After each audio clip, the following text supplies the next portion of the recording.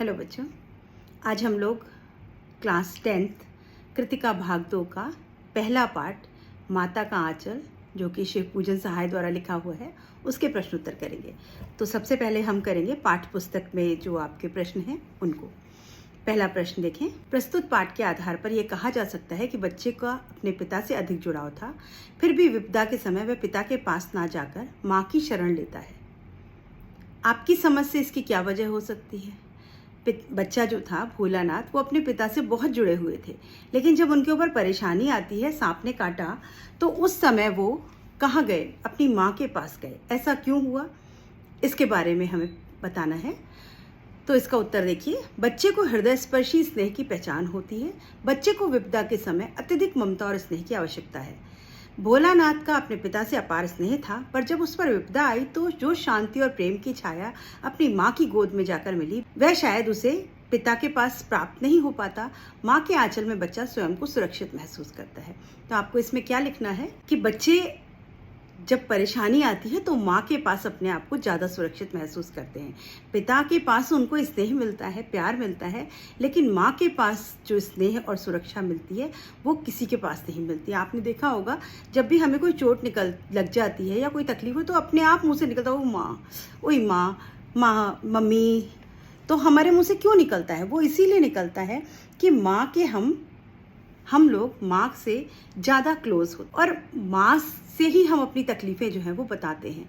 तो इसीलिए उनको अपने माँ के पास जाकर के ज़्यादा शांति और प्रेम मिला, इसीलिए वो अपनी माँ की गोदी में जाकर छुप गए और पिता के बुलाने पर भी वो वापस नहीं आए। प्रश्न 2 देखें बच्चों।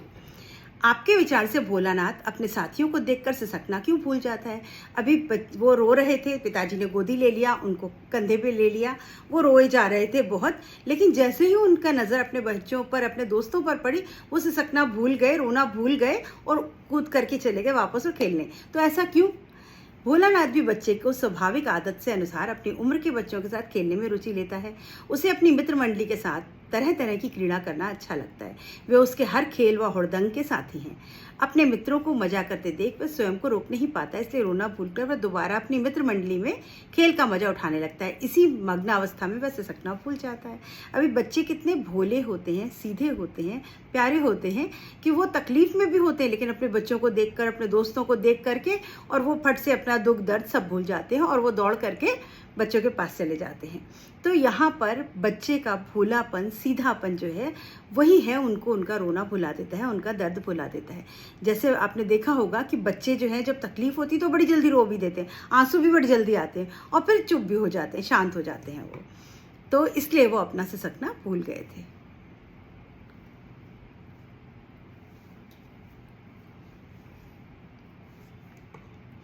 प्रश्न 3। आपने देखा होगा कि भोलानाथ और उसके साथी जब तक खेलते खाते समय किसी न किसी प्रकार की तुकबंदी करते हैं। आपको यदि अपने खेलों आदि से जुड़ी तुकबंदी याद हो तो लिखिए। अभी जो आपने पाठ पढ़ा तो उसमें बहुत सारे गाने गाते हैं बच्चे खेलते खेलते, तो क्या आपको भी ऐसी कुछ याद है? तो उसके बारे में लिखिए। अगर आपको याद है अपनी तरफ से तो लिखिए, नहीं तो आपने सुना होगा अक्कड़ बक्कड़ बम्बे बो, 80 90 पूरे 100, है ना, अटकन बटकन दही चटाके, बन फूल बंगाले, इस तरह की लाइनें। तो अगर आपको कुछ याद है तो ये लिख सकते हैं। भोलानाथ और उसके साथियों के खेल और खेलने की सामग्री आपके खेल और खेलने की सामग्री से किस प्रकार भिन्न है? अभी आपने उनके खेल देखे और हम लोगों के खेल, जो आपके आजकल के बच्चे हैं आपके खेल, तो वो उससे किस प्रकार भिन्न है ये बताना है आपको। तो भोलानाथ और उसके साथी खेल के लिए आंगन व खेतों पर पड़ी चीज़ों को ही अपने खेल का आधार बनाते हैं। उनके लिए मिट्टी के बर्तन, पत्थर, पेड़ों के पत्ते, गीली मिट्टी, घर के सामान आदि वस्तुएं होती थी जिनसे वे खेलते और खुश होते थे। आज ज़माना बदल चुका है। आज माता पिता अपने बच्चों को बहुत ध्यान रखते हैं। वे बच्चों की बेफिक्र खेलने घूमने की अनुमति नहीं देते। हमारे खेलने के लिए आज क्रिकेट का सामान, भिन्न भिन्न के वीडियो गेम, कंप्यूटर गेम आदि बहुत सी चीज़ें हैं जो इनकी तुलना में बहुत अलग हैं। भोलानाथ जैसे बच्चों की वस्तुएं सुलभता से व बिना मूल्य खर्च किए ही प्राप्त हो जाती थी, परंतु आज खेल सामग्री स्वनिर्मित न होकर बाजार से खरीदनी पड़ती है। आज के युग में खेलने के समय की सीमा भी तय कर ली जाती है, अतः आज खेल में स्वच्छंदता नहीं होती। अभी आप अपने मन से भी लिख सकते हैं बच्चों। पहले क्या होता था? पहले के बच्चे जो होते वो खाना खाया और बाहर निकल गए, पाठशाला गए, अपना विद्यालय गए और वहाँ से आए और फिर खेलने निकल गए। माता पिता ज़्यादा चिंता नहीं करते थे क्योंकि माता पिता के पास समय ही नहीं होता था और तब बच्चे बिंदास स्वच्छंद होकर के स्वतंत्र होकर खेला करते थे। 2 घंटे 4 घंटे खेल रहे हैं, लेकिन आज ऐसा नहीं। आज हमारे बच्चों को पढ़ाई पर जोर देना पड़ता है। उनके पास और भी बहुत से काम है जिसके लिए माँ बाप अपने बच्चों को रोक के रखते हैं कि नहीं बेटा 1 घंटा खेल लो, अच्छा आधा घंटा खेल लो। आजकल बच्चे मिट्टी और ये टूटी फूटी चीज़ों से नहीं खेलते। आजकल उनके लिए बड़े तरह तरह के खेल आते हैं। आजकल तो पता नहीं कितने खिलौने और कितने महंगे खिलौने आते हैं, माँ बाप दिलाते भी हैं। ऐसा नहीं कि सारे बच्चे ही खेल के खिलौने खरीदते हैं, कुछ बच्चे टूटी फूटी चीज़ों से भी खेलते हैं। लेकिन आज ज़्यादातर बच्चे इस तरह के खेल नहीं खेलते। वो क्या करते हैं, वो बाजार से खरीदे हुए खिलौनों से खेलते हैं। तो पहले के खेलों में और आजकल के खेलों में बहुत अंतर है। भोलानाथ कैसे खेलता था? मिट्टी का बर्तन, पत्थर, पेड़ों के पत्ते, गीली मिट्टी, घर में लगी सामान, चादर, डंडी, इन सब चीज़ों से वो खेल करते थे। तो आज जो है वो हम कैसे खेल खेलते हैं? क्रिकेट खेलते हैं, फुटबॉल खेलते हैं, वॉलीबॉल खेलते हैं, बैडमिंटन खेलते हैं। कुछ बच्चों के पास, जिनके पास इस तरह की चीज़ें नहीं है, वो भी सड़क पर जाकर कोई बल्ला ले आते हैं और बैट बॉल खेलते हैं और क्रिकेट खेलते हैं। तो आज खेल में के तरीके में और खेलों के समय में अंतर आ गया। आज समय सीमा तय कर दी जाती है। बच्चे खेलने जाते हैं तो उनको पता होता है कि 1 घंटे से ज़्यादा अगर हम रुके तो अभी डांट पड़ेगी घर पे। तो आज के खेलों में वो स्वतंत्रता पहले जैसी नहीं है। पाठ में आए ऐसे प्रसंगों के वर्णन कीजिए जो आपके दिल को छू गए हों। तो बच्चों, यहाँ आपको ऐसे प्रसंग बताने हैं जो आपके दिल को छू गए हों। तो पाठ में बहुत सी जगह ऐसी आई जो हमें बहुत अच्छी लगी। आपको उसमें से कोई 1 या 2 लिखना है। आप अपने अंकों के अनुसार लिखेंगे। अगर 2 अंक का प्रश्न है तो 2 पॉइंट लिख दीजिए, 3 अंक का प्रश्न है तो 3 पॉइंट बना दीजिए। क्या क्या लिख सकते हैं हम इसमें? रामायण पाठ कर रहे पिता के पास बैठा भोलानाथ का आईने में अपने को देखकर खुश होना, और जब उसके पिताजी उसे देखते तो लजाकर उसका आईना रख देना की अदा बड़ी प्यारी लगती है। जब वो अपना शीशा देख रहे होते थे और देखते थे तो वो शर्मा करके हटा देते थे। तो ये बात आपको अच्छी लगी होगी। फिर पिताजी अपने बेटे के साथ कुश्ती लड़ते हैं और बच्चे से ज़बरदस्ती वो हार जाते हैं और गिर जाते हैं बिल्कुल, और वो जब उनके ऊपर चढ़ करके उनकी मूंछ खींचता है तो पिताजी बहुत खुश होते हैं। तो ये सब बातें आपको अच्छी लगी होंगी। बच्चे द्वारा बारात का स्वांग रचते हुए समधी का बकरे पर सवार होना, दुल्हन का लेवा लाना, पिताजी का दुल्हन का घूंघट उठाना, ये सब बातें आपको अच्छी लगी होंगी।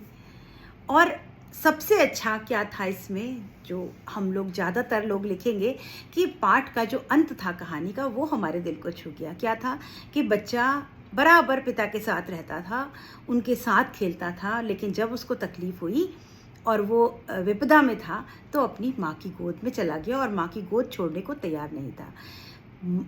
बाबूजी के बुलाने पर भी माँ की गोद ना छोड़ना मर्मस्पर्शी दृश्य उपस्थित करता है। अनायास माँ की याद दिलाते थे और इससे हम सबको अपनी माँ की याद आ जाती है। तो ये सबसे ज़्यादा दिल छू लेने वाला घटना थी। इस उपन्यास अंश में 30 के दशक में ग्राम्य संस्कृति का चित्रण है। आज की ग्रामीण संस्कृति में आपको किस तरह के परिवर्तन दिखाई देते हैं? पाठ पढ़ते पढ़ते आपको भी अपने माता पिता का लाड़ प्यार याद आ रहा होगा। अपनी भावनाओं को डायरी में अंकित करिए। अभी आप यहाँ पर अपने मन में जो कुछ भी आपके भाव आते हैं आप उनको लिख सकते हैं। यहाँ माता पिता का बच्चे के प्रति जो वात्सल्य युक्त व्यक्त हुआ उसे अपने शब्दों में लिखिए। अभी माता पिता का बच्चे के प्रति, माँ बाप अपने बच्चे को कैसे प्यार करते हैं, ये जो कुछ आपके समझ में आया वो आपको लिखना है। तो माता का आंचल में माता पिता के वात्सल्य का बहुत सरस और मनमोहक वर्णन हुआ है। इसमें लेखक ने अपने शैशव काल का वर्णन किया। शैशव काल बचपन का, लेखक ने अपने बचपन की बात बताई है। भोलानाथ के पिता के दिन का आरंभ भी भोलानाथ के साथ शुरू होता था। उसे नहलाकर पूजा पाठ करना। अभी आप पूरी कहानी लिख सकते हैं, कैसे उनका बचपन बीता, कैसे वो खेलते थे, नहाते थे, पिता के साथ रहते थे, घूमते थे, पिताजी उनके खेलों में व्यवहार करते थे, उनके साथ आनंद लेते थे। माँ का वात्सल्य कैसा था, पिताजी कैसे खाना खिलाते थे, कैसे उनका तिलक लगा देते थे। और जो स्नेही माता है वो कितनी अच्छी थी। वो माँ को पसंद नहीं आता था कि पिताजी खाना खिलाएंगे, क्योंकि पिताजी खाना कम खिला देंगे। तो माँ जो है वो बड़े बड़े कौर उनको खिलाती थी। जब किसी दिन वो चोट लगी हुई, उनके पैरों में कांटे लगे, तो लहूलुहान देख करके उनका माँ का हृदय जो है वो भय से कांप जाता है और वो स्वयं रोने चिल्लाने लगती है। और उस दृश्य को देख करके माँ का हृदय भी दुखी हो जाता है। माँ का ममतालु मन उतना भावुक है कि बच्चे के डर के मारे कांपता देखकर रोने लगती है। बच्चे को कांपता देख के माँ भी रोने लगती है और उसको चिपका लेती है। उसकी ममता पाठक को बहुत प्रभावित करती है। और ये वाला भाग जो है पाठ का, ये हमको बहुत प्रभावित करता है। तो आप इसको एक सीक्वेंस में, कहानी के सीक्वेंस में आप इसका उत्तर लिख सकते हैं। माता का अंचल शीर्षक की उपयुक्तता बताते हो कोई अन्य शीर्षक सुझाइए। अभी इसका उपयुक्त शीर्षक है माता का अंचल। क्या आप कोई और शीर्षक बता सकते हैं? तो आप बहुत से शीर्षक सुझा सकते हैं। तो आप बताएं कौन से शीर्षक हैं। अब उपयुक्तता क्या है, क्या क्यों उपयुक्त है ये शीर्षक, आपको इसलिए बताना पड़ेगा कि इस कहानी के आरंभ में दिखाया गया कि भोलानाथ का ज़्यादा से ज़्यादा समय पिता के साथ बीतता था। कहानी का शीर्षक पहले से पाठक को कुछ अटपटा लगता है, पर जैसे जैसे कहानी आगे बढ़ती है बात समझ में आने लगती है। इस कहानी में माँ के आंचल की सार्थकता को समझाने का प्रयास किया। माँ का आंचल, जब लास्ट में भोलानाथ माँ के आंचल में छिप जाते हैं तो उस आंचल की सार्थकता जब हम कहानी पढ़ते हैं तब हमको समझ में आने लगती है। तो भोलानाथ को माता और पिता दोनों से प्रेम मिला। उसका दिन पिता की छत्रछाया से शुरू होता था और पिता की हर पीड़ा के सदैव साथ रहते थे। विपदा होने पर उनकी रक्षा भी करते थे, परंतु जब सांप से डरकर माता की गोद में आता है और माता की जो प्रतिक्रिया होती है वो अपनी सुध-बुध खो देती है। बस इसी प्रयास में वे अपने पुत्र की पीड़ा को समाप्त कर सके, उसकी हल्दी लगाती है, लेप लगाती है। तो माँ का यही प्रयास उसके बच्चे के आत्मीय सुख और प्रेम का अनुभव कराता है। उसके बाद तो बात शीशे की तरह साफ हो जाती है। पाठ का शीर्षक माता का आंचल क्यों उचित है, और फिर जब हम बाद में देखते हैं कि वो अपनी माता के आंचल में छिप जाते हैं और पिता के बुलाने पर भी नहीं जाते, तो इस पाठ का जो शीर्षक है उसकी उपयुक्तता बिल्कुल साफ हो जाती है। पूरे पाठ में माँ की ममता ही प्रधान दिखाई गई है, इसीलिए कहा जा सकता है कि पाठ का शीर्षक सर्वथा उचित है। इसका अन्य शीर्षक अगर आप लिखें तो लिख सकते हैं माँ की ममता, या आप जो भी देना चाहें। बच्चे माता पिता के प्रति अपने प्रेम को कैसे अभिव्यक्त करते हैं? अब माँ बाप तो करते ही अपने बच्चों को प्यार, बच्चे माँ बाप के लिए अपना प्यार कैसे दिखाते हैं? तो आप इसमें बहुत सी बातें लिख सकते हैं, अपने मन से भी लिख सकते हैं। माता पिता के साथ हम प्यार व्यक्त करते हैं, बातें करके उनसे माता पिता को कहानी सुनाएं, कहीं घुमाने ले जाएं, उनके साथ खेलें। माता पिता से रोध होकर या जिद करके कुछ हम मांगते हैं और मिल जाने पर उनको प्यार करते हैं, ये सब भी हम माता पिता के व्यक्त करते हैं। माता पिता के साथ हम बहुत कुछ खेल खेलते हैं, माता पिता की गोदी में बैठते हैं, उनके पीठ पर सवार हो जाते हैं, माता पिता के साथ रहकर उनके प्यार को हम व्यक्त करते हैं। आप अपने माता पिता को बहुत तरीके से प्यार हम उनकी सेवा करके, उनका कोई काम करके हम माता पिता को अपना प्यार व्यक्त करते हैं। 11वां प्रश्न, इस पाठ में बच्चों की जो दुनिया रची गई वह आपके बचपन की दुनिया से किस तरह भिन्न है? अभी आपका जो बचपन बीता बच्चों, उससे ये दुनिया कैसी थी? बिल्कुल भिन्न थी। आपने गांव में इस तरह के खिलौने नहीं खेले, आपने ऐसा समय नहीं बिताया, शायद आपके पिताजी को इतना समय ही नहीं मिला होगा कि आपके साथ वो खेलते। तो आप अपनी और उनकी बातें, आपका समय कैसे बीता? Video game, TV, computer, game, school, इस सब में समय बीतता है। तो आप अपना और उनका पुराने और इस समय के अंतर को लिख सकते हैं। उत्तर देखें। प्रस्तुत पाठ में बच्चों की जो दुनिया रची गई उसकी पृष्ठभूमि पूर्णतः ग्रामीण जीवन पर आधारित है। प्रस्तुत कहानी 30 के दशक की है। तत्कालीन समय में यानी आज के समय में बच्चों के पास खेलने कूदने का अधिक समय हुआ करता था। उस पर पढ़ाई करने का आज जितना दबाव नहीं था, उनके ऊपर पढ़ाई का इतना प्रेशर नहीं होता था। ये अलग बात है कि उस समय उनके पास खेलने के लिए अधिक साधन नहीं थे।